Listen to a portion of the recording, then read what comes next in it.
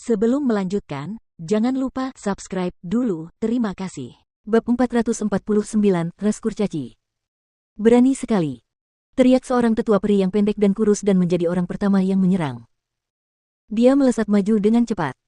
Dengan gerakan memutar pergelangan tangannya, sejumlah es besar muncul, mengunci ruang di sekitar Huang Xiaolong dan semua rute pelariannya. Tidak ada tempat untuk lari dan tidak ada tempat untuk menghindar. Apa yang paling dibenci oleh ras elf adalah dipandang rendah. Namun, sebelum tetua peri dapat bergerak lagi, telapak tangan Huang Xiaolong menghantam ke depan. Beberapa bola emas membesar keluar. Kemanapun bola emas itu lewat, semua es besar membeku di udara. Banyak mata elf yang hampir jatuh dari rongganya menyaksikan ini. Ini, apa ini? Apakah ini sihir luar angkasa? Lina bergumam sendiri. Huang Xiaolong menjentikkan pergelangan tangannya dan es besar yang tertahan di udara berputar, mengarah ke tetua elf yang pendek dan kurus. Pembalikan tiba-tiba ini menyebabkan tetua elf panik. Serangkaian ledakan keras terdengar di udara.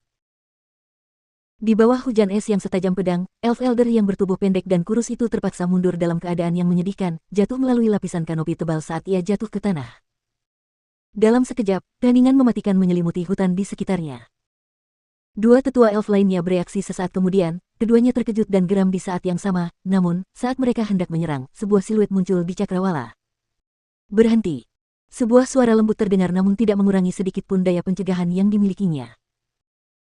Orang itu tiba di tempat Huang Xiaolong berada dengan sangat cepat, dia adalah peri wanita. Makhluk memikat lainnya yang memancarkan keanggunan yang menyendiri. Penatua Agung. Kedua tetua elf terkejut melihat orang yang datang dan buru-buru memberi hormat.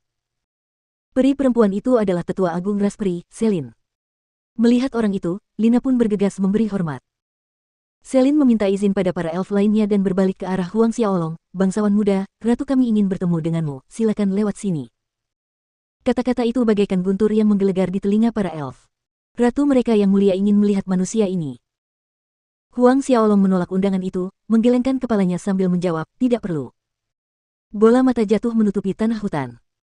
Manusia ini benar-benar menolak undangan ratunya, apakah ada yang salah dengan pendengarannya? Bahkan Selin tidak dapat menyembunyikan keterkejutannya saat melihat Huang Xiaolong. Harus diketahui, bahkan dua raja ras manusia terkuat di benua 10 arah akan merasa terhormat atas undangan ratu mereka. Manusia di depannya ini benar-benar unik karena benar-benar menolak undangan ratunya.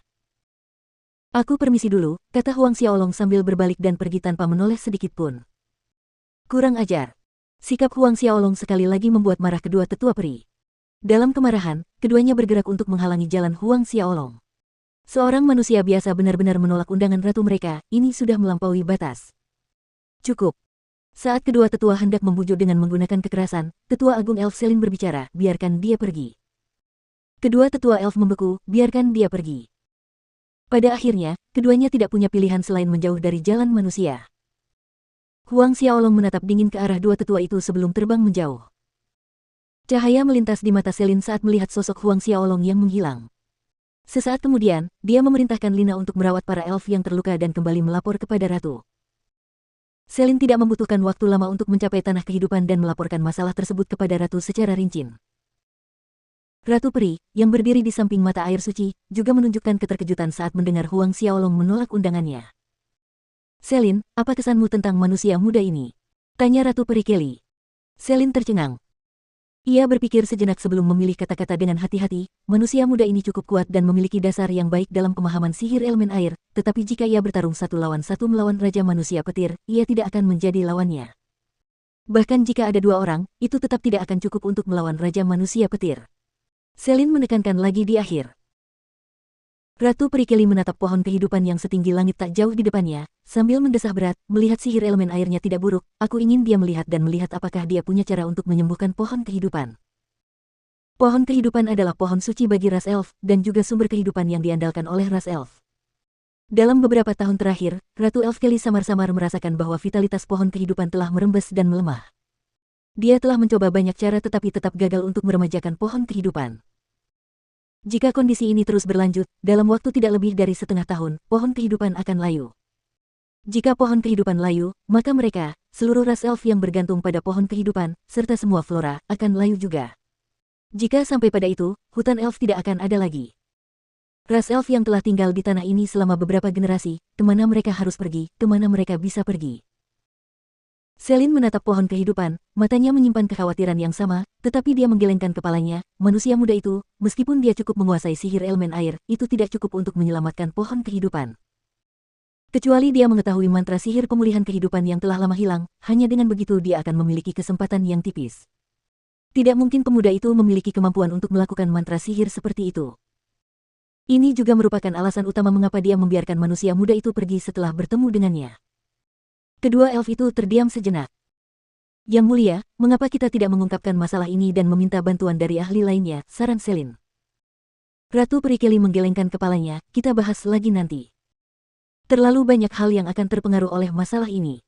Kecuali dia benar-benar tidak punya cara lain, dia tidak ingin mengungkap masalah ini. Saat ini, hanya mereka berdua yang mengetahui kondisi pohon kehidupan. Sementara Huang Xiaolong pergi ke utara, keluar dari hutan peri setengah hari kemudian. Mungkin itu perintah Ratu Peri, tetapi Huang Xiaolong tidak lagi menghadapi gangguan atau serangan dari para peri. Di depan sana ada kota kurcaci. Huang Xiaolong berdiri di puncak bukit, menatap ke bawah ke arah kota berwarna batu di kejauhan. Tanpa menunda-nunda lagi, Huang Xiaolong menuju ke arah kota kurcaci. Beberapa saat kemudian, ia tiba di gerbang kota. Di atas gerbang kota, nama kota kurcaci terukir di atas batu, memancarkan suasana samar perubahan. Sepertinya kota kurcaci ini sudah ada di sini sejak lama. Meskipun ras kurcaci dan elf dapat dikatakan sebagai tetangga yang berdekatan, ada perbedaan yang jelas di antara mereka. Ras kurcaci sangat ramah terhadap ras manusia. Ini juga merupakan alasan utama mengapa Huang Xiaolong berani masuk ke kota secara terbuka. Di dalam kota, Huang Xiaolong memperhatikan bahwa jalanan cukup ramai. Para kurcaci yang tingginya sedikit lebih dari 1 meter bergegas menuju tujuan mereka.